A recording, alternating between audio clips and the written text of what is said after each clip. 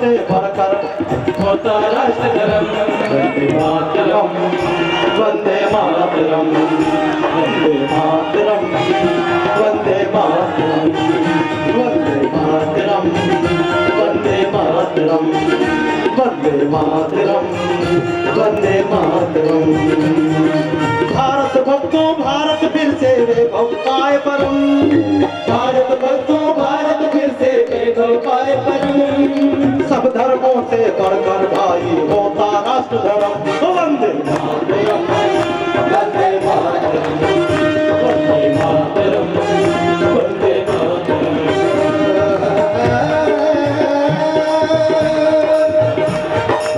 उस मुल्क की सरहद को, उस मुल्क की सरहद को कोई छू नहीं सकता।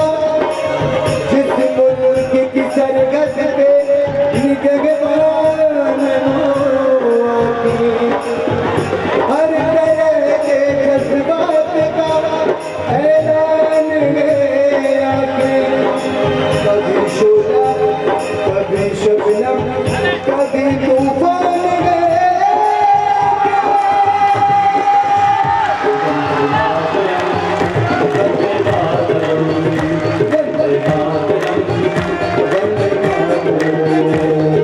सबसे पहले मानवता ने आँख यही थी खोली। सबसे पहले मानवता ने आँख यही थी खोली। सीखी और सिखाई जग को प्रेम प्रीति की बोली। सीखी और सिखाई जग को प्रेम प्रीति की बोली। ज्ञान को हमने नहीं बनाया लाभ कमाऊ धंधा। ज्ञान को हमने नहीं बनाया लाभ कमाऊ धंधा। और जगत गुरु थे हम कहते ये तक्षशिला नालंदा। जगत गुरु थे हम कहते ये तक्षशिला नालंदा। देवों की भी चाह रही है,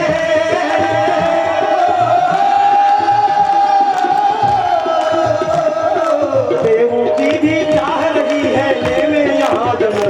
वंदे मातरम, वंदे मातरम, वंदे मातरम, वंदे मातरम।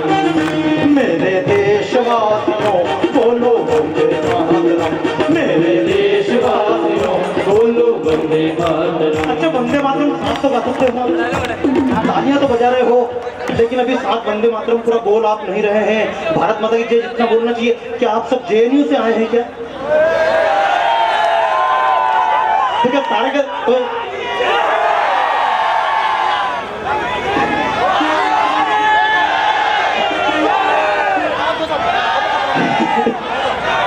देखिए, केवल एक बात कहूंगा, हर बार केवल एक बात जरूर बोलता हूं।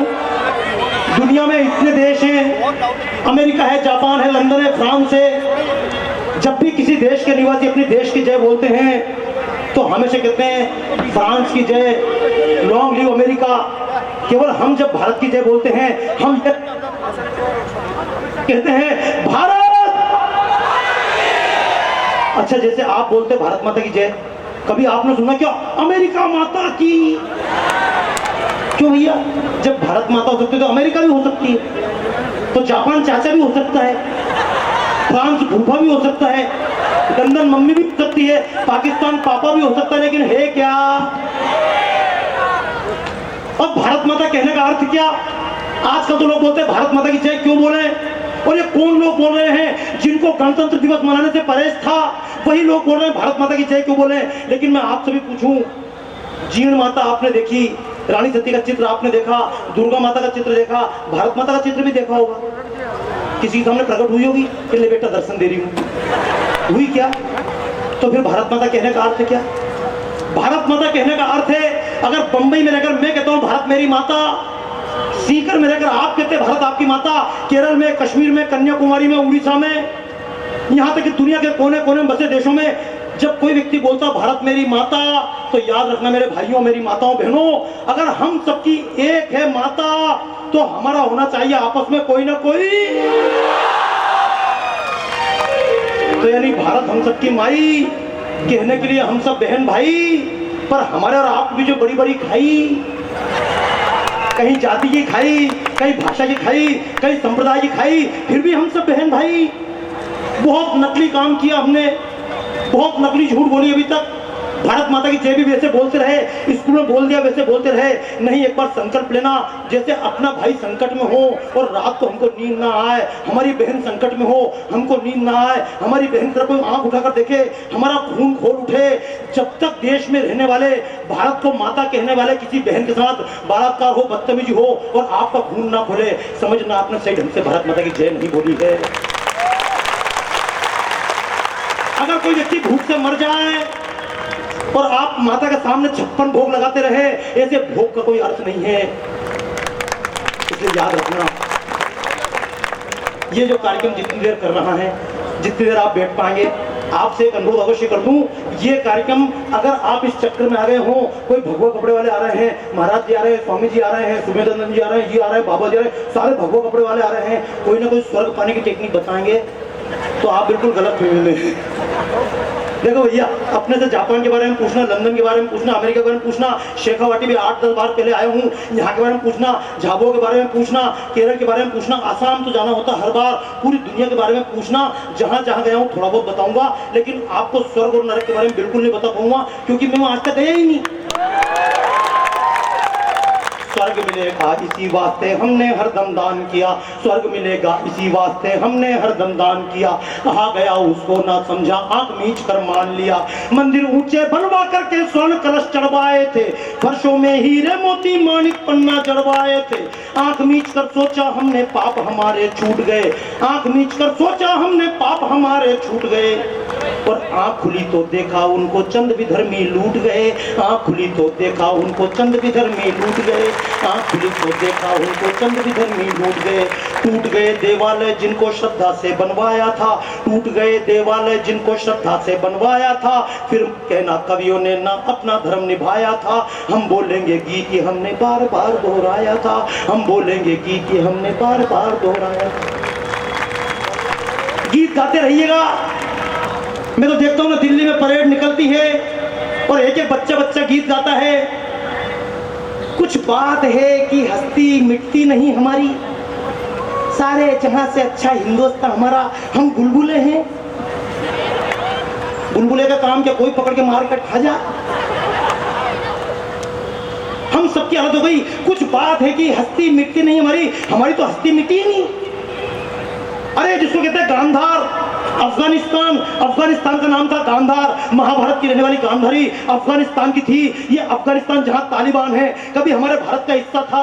जिसको कहते हैं नेपाल, ये भारत का हिस्सा था। जिसको कहते हैं कंबोडिया, दुनिया का सबसे पुराना बड़ा मंदिर कंबोडिया में है, ये कंबोडिया भारत का हिस्सा था। जिसको कहते हैं पारस, ईरान, इराक, ये कभी भारत के हिस्से थे, कई देश कहलाते थे। जिसको कहते हैं तिब्बत, ये तिब्बत कभी भारत का हिस्सा हुआ करता था। जिसको कहते हैं जावा, बाली, सुमात्रा, ये सब भारत के हिस्से हुआ करते थे। कट गया जावा, कट गया बाली, कट गया सुमात्रा, कंबोडिया कट गया, गांधार कट गया, हमारी हस्ती मिटी नहीं। अजीब हस्ती है। फिर भारत में भी कश्मीर कटने के कगार पे आया, हस्ती मिटी नहीं। बांग्लादेश ने 4 लपक के ठोके, हमारी हस्ती मिटी नहीं। गलत मत समझना भाइयों, गीत बहुत गलत सुनाया गया आपको देशभक्ति के नाम पर। हमको देशभक्ति के नाम पर आगे से पीछे तक आवाज आ रही है भैया। मैं देख रहा था बहुत जोश में आप लोग आ रहे हो, अभी तक हमको गीत ही कैसे सुनाया। आपने सुने गीत? अपने गीत सुनना, अपने गीत हैं। दिल भर के लिए दिलदार हैं हम और दुश्मन के लिए तलवार हैं हम, मैदान में अगर हम डट जाएं। तो अगर का क्या मतलब? जैसे छोकरे बोलते ना, अगर मेरे को जोश आ जाए तो फर्स्ट डिवीजन आ जाऊं, तो बोले जोश क्यों नहीं? बोले अगर। व्यापारी बोलते अगर मेरे को जोश आ जाए देश को स्वर्ग बना दूं, क्यों जोश नहीं आ ही नहीं रहा। महिलाएं बोलती मैं बच्चों को बिल्कुल सुधार दूं, पर क्यों अगर? अच्छा, फिर उसमें बेवकूफी देखो। मैदान में अगर हम डट जाएं तो मुश्किल है कि पीछे हट जाएं। नालायक फिर भी आगे तो बढ़ेगा ही नहीं, भले पीछे नहीं हटेगा, आगे बढ़ना ही भूल गए हम। बड़ा गर्व करते हैं हम। जेएनयू से लेकर सीकर तक हमको यही सिखाया गया, India is making a nation. मेरे कार्यकर्ता बार बार बोलते जेएनयू के बारे में बताना। अरे क्या जेएनयू? जवाहरलाल नेहरू को समझ लो, जेएनयू समझ में आ जाएगा।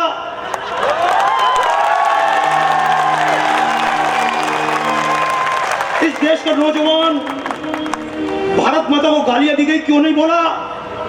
कभी किसी ने भारत माता को गाली दी थी, सर कलम कर दिए गए, लेकिन क्या मिला? इस देश में फिर मैं कहूंगा, राजस्थान में जब भी आता हूं कोई ना कोई पंगा होता है मेरे साथ में। पूरे जीवन में आगे से पीछे बैठे भाइयों, राजनीति से ऊपर उठकर बताना मेरी माताओं बहनों, पूरे जीवन में किसी ने पढ़ा कि महात्मा गांधी को अंग्रेजों ने डंडा मारा? क्यों? सामने नहीं मारते, कोने में ले जाकर ठोक देते। जान कितनी थी? कभी किसी ने सुना जवाहरलाल नेहरू की टांग टूटी? टूटी का हाँ या ना बोलो?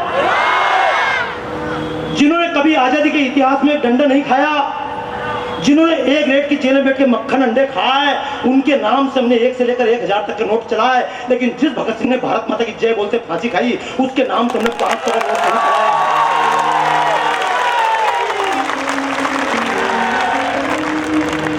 अगर विवेकानंद के नाम से 50 का नोट चला दिया गया होता तो इस देश का नन्ना मुन्ना बच्चा विवेकानंद बनने का प्रयास करता। और केवल धर्म की बात नहीं है, कई बार जब भी भारत विकास परिषद काम करे या संघ काम करे या ये काम करे, बीजेपी काम करे, अब भारत माता की जय बोल दो लोग कहते तुम RSS क्यों? अजीब बात है यार,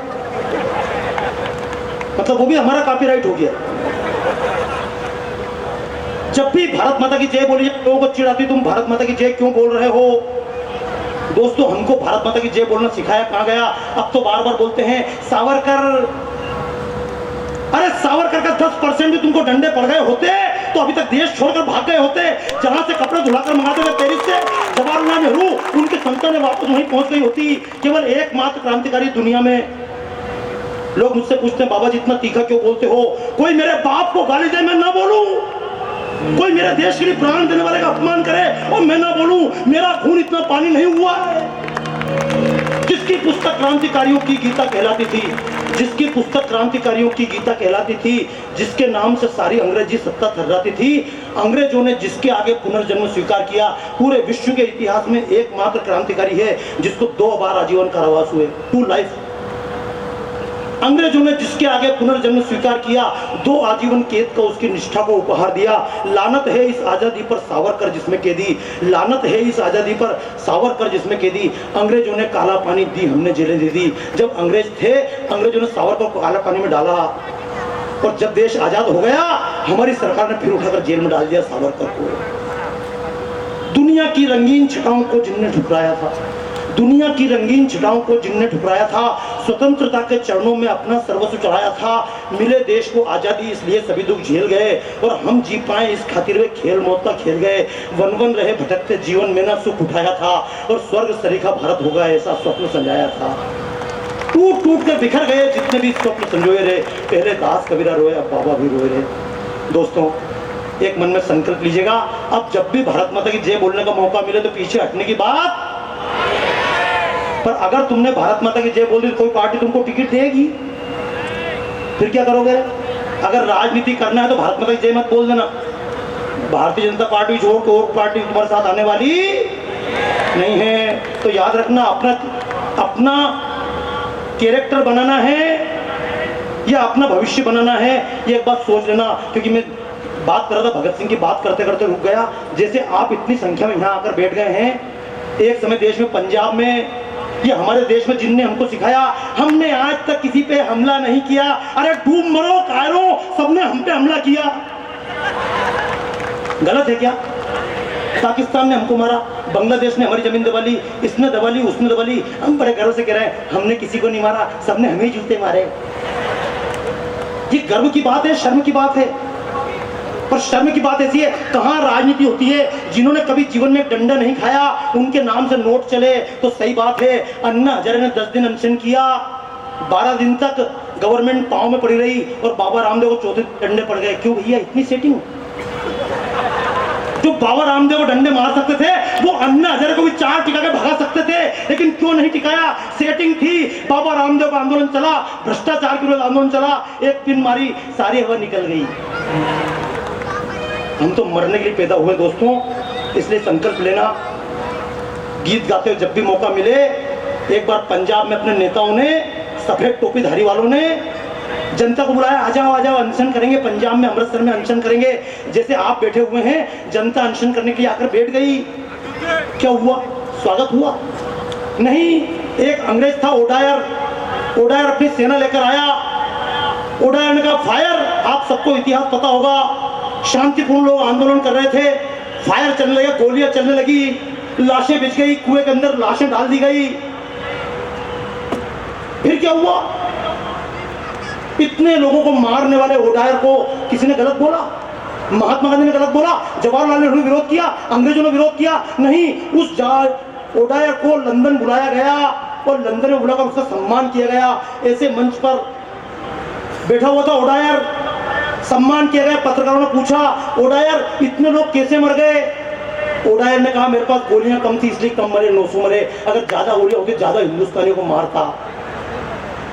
किसी कान पे जुड़ेंगी? किसी को शर्म आई राष्ट्रीय? नहीं। लेकिन एक बच्चा था जिसने देखा था मेरे भाई बहन कैसे मर रहे हैं। वो कोई अनशन वाला नहीं था, टोपीधारी नहीं था, नाटक नहीं कहते, एक धोती लपेट के घूमता था। नहीं, वो उसने कपड़े पहने, उसने टेरिकॉट कपड़े पहने, सूट बूट पहने, लंदन पढ़ने गया था।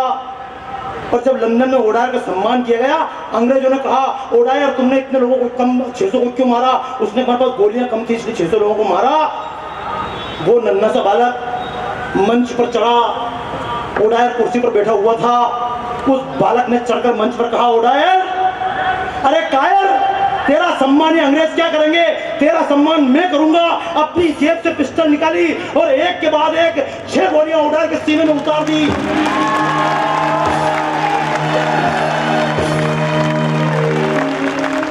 नाम पता है उस बालक का?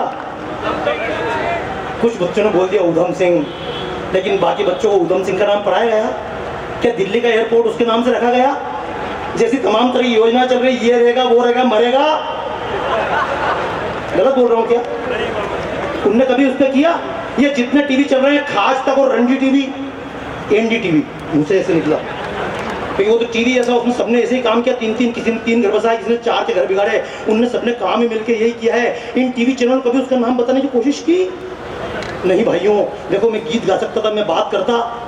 मुकेश जी भैया मुझे बार बार बोल रहे थे, बाबा जी आज केवल गीत गाना, मैंने भी कहा था केवल गीत ही गाऊंगा, लेकिन गीत गाने के लिए तो कोई भी आप 150 रुपए में, 10-5 हजार रुपए में कोई भी ऑर्केस्ट्रा पार्टी बुला सकते, गीत गा देगा। लेकिन गीत के साथ ये बातें आपसे कौन करेगा? मैं चाहता हूँ गीत भी गाऊं और आपसे चर्चा भी करता रहूं, क्योंकि जिन लोगों की लाशों पर चलकर आजादी आई, जिन लोगों की लाशों पर चलकर आजादी आई, उनकी याद बहुत गहरी हम लोगों ने दफनाई। उधम सिंह चला गया, उधम सिंह के नाम से अगर 5 रुपए का नोट निकल गया होता तो नन्हा सा बच्चा भी संकल्प लेता, बड़ा होकर मैं भी अपने देश को गाली देने वालों को सीने में गोली उतार दूंगा। लेकिन देश की बात की जाए तो लोगों को लगता है तो मुसलमानों के खिलाफ है। पर एक बात गर्व से कहता हूं, अशफाक उल्लाह की कुर्बानी भूल ना हम पाएंगे। अशफाक उल्लाह जैसे भगत सिंह की टीम में लोग थे, राम प्रसाद बिस्मिल थे, ऐसे एक था अशफाक उल्लाह। अशफाक उल्लाह को अपने राम प्रसाद बिस्मिल चिढ़ाते थे, अरे अशफाक तुम्हारे यहाँ तो पुनर्जन्म होता ही नहीं है, एक बार मर गए तो कब्र में पड़े रहोगे कयामत तक, हम तो फिर मरेंगे, फिर पैदा हो जाएंगे, फिर देश के लिए मरेंगे, फिर पैदा हो जाएंगे, फिर मरेंगे, तू क्या करेगा? अशफाक ने उत्तर दिया, मैं देश के लिए मर रहा हूं, और याद रखना राम, अगर खुदा मुझे कहेगा ले बेटा अशफाक तुझे जन्नत देता हूं, तो मैं खुदा से कहूंगा, खुदा जन्नत अपने पास रख, मुझको फिर वापस भारत में पैदा कर, मैं फिर अपने भारत के लिए मरना चाहता हूं। ये लाइन अशफाक उल्लाह खां की है, कुछ आरजू नहीं है, बस आरजू यही है, रख दे कोई जरा सी खाके वतन कफन में। लेकिन उस अशफाक उल्लाह का नाम कितने को मालूम है? अशफाक उल्लाह के नाम से अगर 2 रुपए का नोट गवर्नमेंट ने चलाया होता तो इस देश का मुसलमान सोचता चलो समाज के लिए काम करते हैं, देश के लिए काम करने पर भी सम्मान मिलता है। लेकिन अशफाक को ना मियाओं ने सम्मान दिया और ना हम सम्मान दे पाए। मैं कब्र देख कर आया हूँ अशफाक उल्लाह की, जब मैं शाहजहांपुर गया था, मुश्किल से ढूंढने के बाद गली कूचे में कब्र मिली, वो भी इतनी टूटी हुई कब्र मिली। मैं कि एक तरफ राजघाट बड़े बड़े सजे हुए पड़े हैं, कितनी किलोमीटर भूमि दबी पड़ी है, लेकिन शाहजहांपुर में अशफाक उल्लाह की कब्र टूटी है। मैंने तो फिर कहा मैं अगली बार फिर आऊंगा, और मैंने तो मुसलमान भाइयों को भी कहा, अगर इस कब्र को तुम न संभाल पाओ, तुम ये कब्र मुझे दे दो। ये अशफाक उल्लाह कौन है? भारत माता का बेटा है, मेरा पूर्वज है, इसकी कब्र मैं बनाऊंगा। अगर इसके उर्स पर कोई कव्वाल गाने नहीं आया, मैं बैठकर इसके लिए कव्वाली गाऊंगा, क्योंकि वो तो मेरा बाप है। लेकिन कहूंगा दोस्तों, अशफाक उल्लाह की कुर्बानी भूल ना हम पाएंगे। हम हमीद के वीर कृत्य को बार बार गाएंगे। और अब्दुल हमीद खान को याद करूं, एक तंजील अहमद कल मारा गया, क्यों मारा गया? उसके मरने का कारण था, जांच कर रहा था। भैया थोड़ा सा चुपचाप रहिएगा, पानी पीना चुपचाप पी लेना। मैं भी 3 घंटे खड़ा हूँ, पानी नहीं पीऊंगा, चिंता मत करो। मैं झूठा उपदेश देकर नहीं जा रहा हूँ, जिनको चुपचाप लेकिन बीच में गड़बड़ ना हो। सही बात है ना भैया? अगर मैं मंच में बैठकर पानी पीऊं, क्योंकि आप सबकी आदत है कथा सुनने की, मंच में महाराज जी कथा करते हैं, मंच में महाराज जी बैठते हैं, फिर सुनाते हैं, भक्तों प्रभु श्री राम मैया जान की कीड़े कांटे भाटों में जंगल में पैदल चले जा रहे हैं। भक्तगण देख के आंसू बहा रहे हैं, और मंच में देखो तो महाराज जी एसी की हवा खा रहे हैं। जैसे आप बैठे हो वैसे ही मैं खड़ा हूं, कोई अंतर है क्या? तो आइए, मैं तो कहूंगा आज तो पूरे मस्ती में भारत माता की आरती भी करेंगे, हम श्रद्धा के साथ देश को समझने का प्रयास भी करेंगे। मैं तो कहता हूँ अशफाक उल्लाह की कुर्बानी भूलना हम पाएंगे। हम हमीद के वीर कृत्य को बार बार गाएंगे, युगों युगों तक भी गाएंगे हम रहीम की बानी और श्री कृष्ण के अमर भक्त रसखान की दिव्य कहानी। हमें हिंदू से ज्यादा प्यारे ऐसे मुसलमान जिनकी रग रग में लहराता प्यारा हिंदुस्तान। यार एक काम तो कर लो शर्म के मारे। एक याकूब मेमन मारा गया, बम फोड़ने वाला, पूरे बंबई के 10,000 मुसलमान उसकी अजान में चले गए, जनाजे में चले गए। कश्मीर में मारा जा रहा है आतंकवादी, जनाजे में भीड़ लगी है। एक तंजीर अहमद देश के लिए मारा गया। अरे मुसलमान कुछ न करे, तुम तो दोनों हाथ पकड़ मेरे साथ, दोनों हाथ उठाइए, दोनों हाथ उठाइए। देशभक्तों मुसलमान भी अपना न माने, आप तो मानो, दोनों हाथ उठाओ पूरी ताकत से और बोलिए तंजीर अहमद अमर रहे, अशफाक उल्लाह अमर रहे, अब्दुल हमीद खान अमर रहे, ये सारे शहीद अमर रहे। क्योंकि हमारे लिए तो भगत सिंह भी उतने प्यारे हैं। मैं तो एक बात कहता हूँ, जिनने भी देश के लिए काम किया, जिनने देश के लिए प्राण दिए, हमारे लिए वो सब प्यारे हैं। इस मामले में कोई भेदभाव नहीं। और मैं कहूँगा अगर मुसलमान देश के लिए प्राण देता है तो मेरे लिए बाप के बराबर है, और कहीं का हिंदू भी भारत माता की जय ना बोलने वाला सांप देता है तो मेरे लिए सांप के बराबर है। ताली बजाओ तुम भी ढंग से पीछे वाले, तो डर तो नहीं लग रहा? तो आइए मेरे साथ गाइए, मेरे देशवासियों बोलो, ताली बजाओ ढंग से। देशवासियों बोलो वंदे मातरम, भारत माँ की ताड़ो बोलो वंदे मातरम, वंदे मातरम, वंदे मातरम, वंदे मातरम, वंदे मातरम, वंदे मातरम, वंदे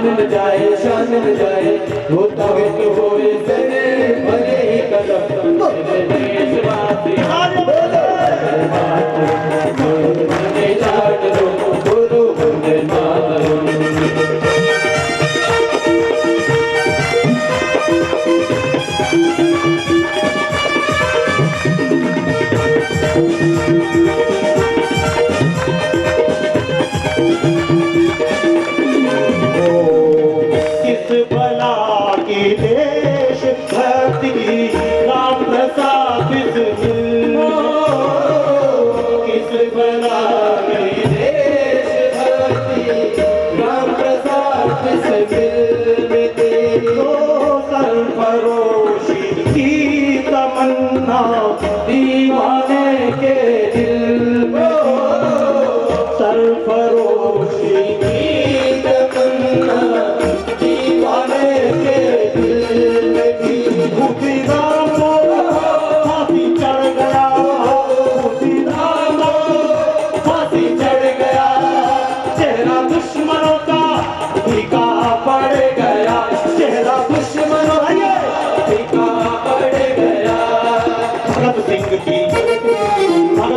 की हुई शहादत, भगत सिंह की हुई शहादत, कर दिया लहू जिसने मुर्दों का गरम। मेरे देशवासियों बोलो वंदे मातरम, मेरे देशवासियों बोलो वंदे मातरम, भारत माँ के लाडलो बोलो वंदे मातरम, बोलो वंदे मातरम। सिखा रहे हैं, हमको सिखा रहे हैं। भगत सिंह तो लाल सलाम बोलते थे। अरे भगत सिंह खड़े होते, आज जिनके पक्ष में खड़े होकर लाल सलाम के नारे लग रहे हैं, जिनके पक्ष में नक्सलवादी तैयार कर रहे हैं, इन नक्सलवादियों को भगत सिंह से जोड़ रहे हैं। एक वो जिस पर छाया हुआ है गरूर, कोई दिल्ली का शशि थरूर कहता कन्हैया भगत सिंह है। ये आज से नहीं हुआ दोस्तों। जवाहरलाल नेहरू के शब्द पढ़ लेना, मुझ पर आरोप लगाना, लेकिन केस पढ़ना, मुझ पर केस करने के पहले पढ़ लेना मेरे भाइयों। मुझ पर केस करने के लिए जेएनयू की औलादों पढ़ लेना। जवाहरलाल नेहरू ने कहा था, जब सुभाष चंद्र बोस आ गए थे अंग्रेजों के खिलाफ बंदूकें लेकर आजाद हिंद फौज के साथ, तो जवाहरलाल नेहरू कहा था, ये सुभाष चंद्र बोस जापानी टोजो का कुत्ता है। और मैं गर्व से कहता हूं, अगर सुभाष चंद्र बोस कुत्ते थे तो हम भी देश के लिए भौंकने वाले कुत्ते हैं। पर एक बात और कहूंगा, सुभाष चंद्र बोस जवाहरलाल नेहरू कहने के अनुसार अगर टोजो का कुत्ता था तो जवाहरलाल नेहरू अंग्रेजों की गंदगी चाटने वाला सुअर था। अब डर लग रहा होगा कुछ लोगों को। कुछ लोग, बाबा जी इतनी सच्ची बात ही मत बोलो, इतिहास पढ़ लेना, इतिहास पढ़ लेना। जवाहरलाल नेहरू की बात छोड़ दो, जब भगत सिंह को फांसी होने जा रही थी, भगत सिंह ने किसी पर बम नहीं फेंका था। भगत सिंह ने किसी पर बम नहीं फेंका था। भगत सिंह ने संसद भवन के कोने में बम फेंका था और साथ में पर्चे फेंके थे। एक भी आदमी घायल नहीं हुआ था। कोने में बम फेंका और पर्चा फेंका था। बहरों को सुनाने के लिए धमाके की जरूरत है। भगत सिंह ने किसी को मारा नहीं था। जब लॉर्ड इरविन से महात्मा गांधी का समझौता चल रहा था, तो महात्मा गांधी से कहा गया था, लॉर्ड इरविन से बात करो, भगत सिंह ने किसी की हत्या नहीं की है। भगत सिंह, ये राजगुरु सुखदेव, इनकी माफी के लिए बात करो, इन्होंने किसी को मारा नहीं है। अंग्रेजों से कह दो, इरविन अगर भगत सिंह माफ नहीं हुए तो बाकी की बातें नहीं चली। तो महात्मा गांधी ने कहा था, ये बंदूक उठाने वाले, ये क्रांतिकारी, ये भगत सिंह, ये भटके हुए नौजवान हैं, ये आतंकवादी हैं। और मैं भी एक बात कहना चाहता हूं, अगर भगत सिंह आतंकवादी थे तो मैं भी आतंकवादी हूं। और ऐसे आतंकवादी और भगत सिंह जैसे आतंकवादी देश के कोने कोने में पैदा करना चाहता हूं। अगर देश में भगत सिंह जैसे आतंकवादी हो गए तो देश में याकूब मेमन जैसे आतंकवादी दिखाई नहीं देंगे, देश में अफजल गुरु जैसे आतंकवादी दिखाई नहीं देंगे। सांसद महोदय बैठे हुए हैं, उनकी उपस्थिति को सलाम करता हूं, लेकिन एक बात कहूंगा, कल नीम का थाना होके आया हूं। एक शहीद था यादव, संसद पर हमला किया आतंकवादियों ने, उनको बचाने में मारा गया। मैंने उसको सलाम किया, उसको झुककर प्रणाम किया और एक बात जरूर कहा कि यादव तूने गलती कर दी, इन आतंकवादियों को मार दिया, इन आतंकवादियों को नहीं मारता और ये आतंकवादी संसद में घुस जाते और 5-50 बेईमान नेताओं को मार देते तो ये भारत माता की जय बोलने वाले का विरोध करना।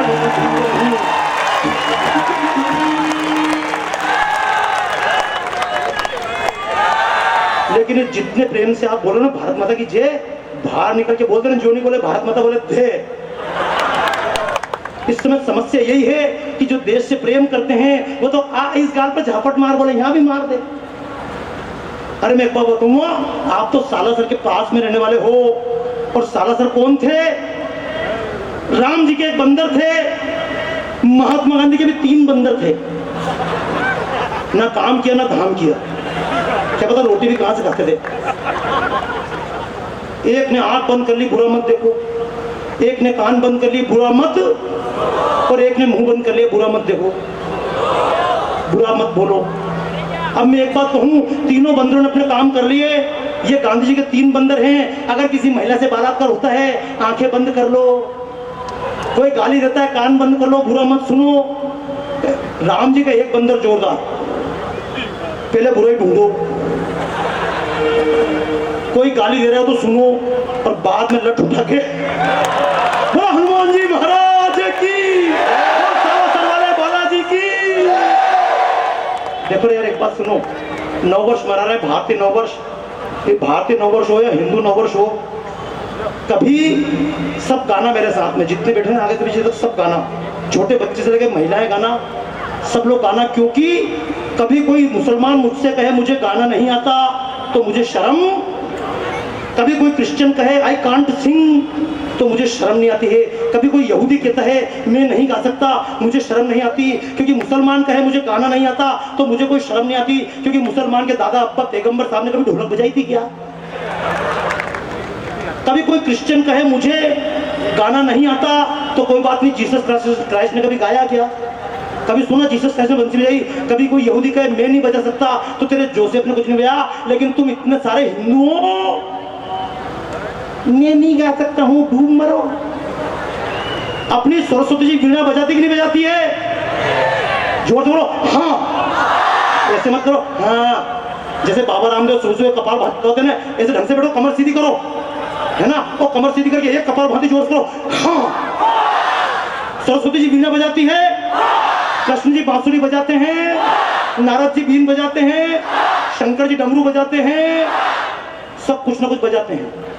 हनुमान जी को कुछ नहीं मिले तो छोटा उठा के लोगों को बजाते रहते हैं, पर बजाते जरूर, सारे बजाओ इस बजाने के नाम पे यार। तुम्हें बहुत बहुत कसम है अगर गाओ नहीं तो, जिसकी जैसी आवाज है वैसा गाना, समझ गए?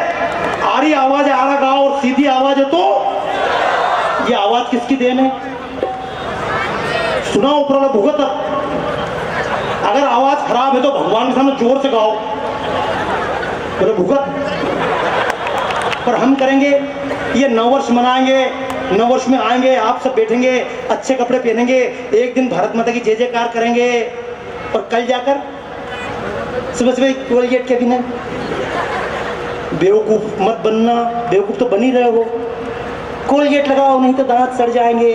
तो मुझे एक बात बताइए, सीकर वाले भाइयों बहनों, अपने सीकर में जितने कुत्ते हैं वो सब कोलगेट लगाते हैं? अरे अपने सीकर के कुत्ते बुढ़ापे तक हड्डी चबाते हैं, क्योंकि अपने सीकर के कुत्ते हम बेवकूफों की तरह 5 स्टार और कैडबरी चॉकलेट नहीं खाते हैं। अपने यहाँ की बिल्लियां बुढ़ापे तक प्रेम से जीती हैं, क्योंकि अपने यहाँ की बिल्लियां हम मूर्खों की तरह पेप्सी और कोका कोला नहीं पीती हैं। मरना बेवकूफ, जोश तो तुम्हें आ रहा ना अभी, भारत माता की जय, ऐसे ही जोश कुछ दिन पहले भी आया था जिस दिन पाकिस्तान को धोया था, आया था कि नहीं?